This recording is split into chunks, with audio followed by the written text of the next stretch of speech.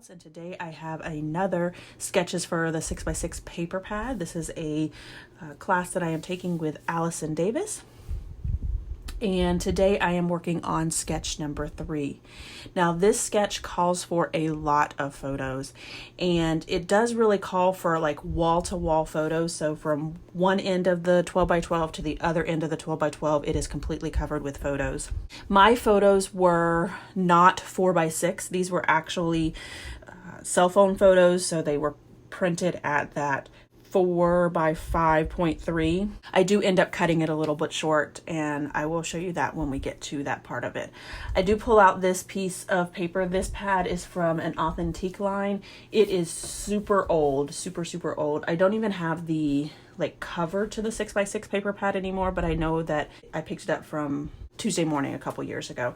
And what's unfortunate is there's really only 4 or 5 sheets of paper, and then they repeat a lot. I think there's 6 sheets of them. So it's one of those that you don't have a whole lot of options in the paper pad. But I thought it would be perfect for this because I knew that I wasn't going to be using a lot of paper. This layout only calls for one piece of 6x6 paper, and then the rest of it's pictures. So this is where I decided to go ahead and put my photos down, and you'll notice there that I do have that space over there on the left hand side. I leave about a 2-inch margin on that side.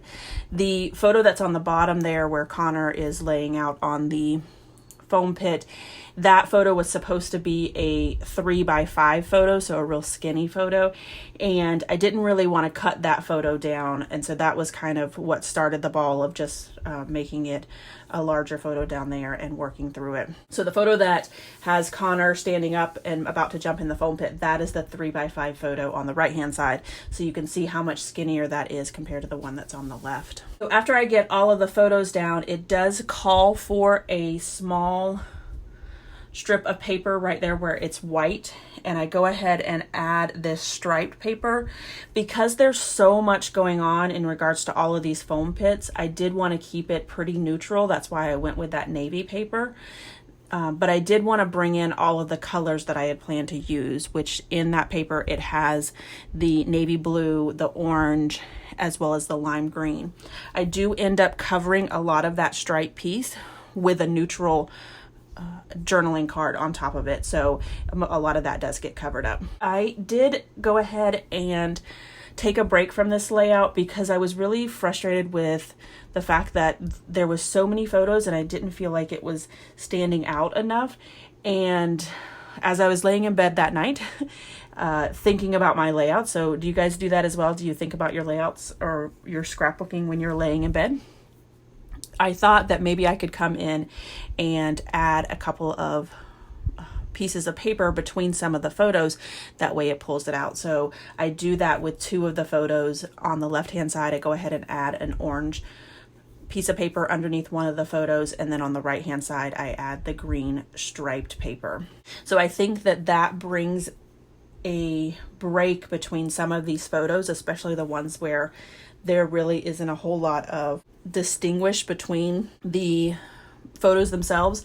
I saw a couple of layouts in the group, and one of the ones that I truly loved, my friend Abby had done, and she always tends to comment on my videos, so I appreciate that.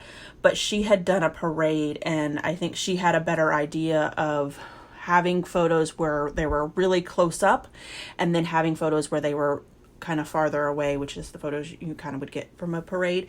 And I thought that really worked well with this type of layout because there was so much difference between the photos that were in her layout. So after I get all of the photos down, I do end up starting to work on my title block and that 6x6 piece of paper. I wanted to add 2 little cards, and the first card that I had was a navy card, and I really liked that saying. It says play the highest form of research, and so I did decide to take that navy card off and exchange it out for that orange card that says wild child. I took that saying and made it into my title. I did go ahead and stitch around that 6x6 piece of paper. The sketch did call for it. This is a sketch by Allison Davis, and if you know anything about her, you know that she loves stitching on the layout. So I definitely wanted to add that as well. I did realize that as I'm doing this voiceover, I probably should put something after the word play. You can kind of see it over there on the far right hand side. It says play in really big letters, and then there's a banner piece on top of it that has the highest form of research. So I think like a colon or something like that would look really well after the word play. So I will probably add that. However, I've already taken the picture, so you won't see that in the close-ups. This sketch has a ton of photos, which does lend to not having a lot of embellishments, but there are still 3 clusters in the layout itself. So on the far right hand side, I have a little green banner that says "This was simply the best," and then I took a couple sheets of paper. I did use one of the same pieces that I have where I'm going to put my journaling, and then I also had a strip of banners that I went ahead and cut out so that I could have an orange diagonal stripe. Now, I do like using this technique where I cut out the paper that's extra with my X-Acto knife. It just makes it easier for me because I'm the type of person that always either cuts it too long or too short, and then it never lines up. And so this way it is exactly where I want it to be. So all I do is I lift up the end of the paper and then use my X-Acto knife to cut it exactly where I need to. In the upper right hand side of the layout, I have a banner that says explore, capture, and repeat, and then also another orange diagonal with a green star up there. And then right next to my title, or that 6x6 block, I do go ahead and cut out a little scallop in the green, and then I have a little tag there that just says love, love, love. So this is where I am cutting out that kind of neutral piece. I'm going to write my journaling on this piece here, so it does cover up a lot of that bold pattern there.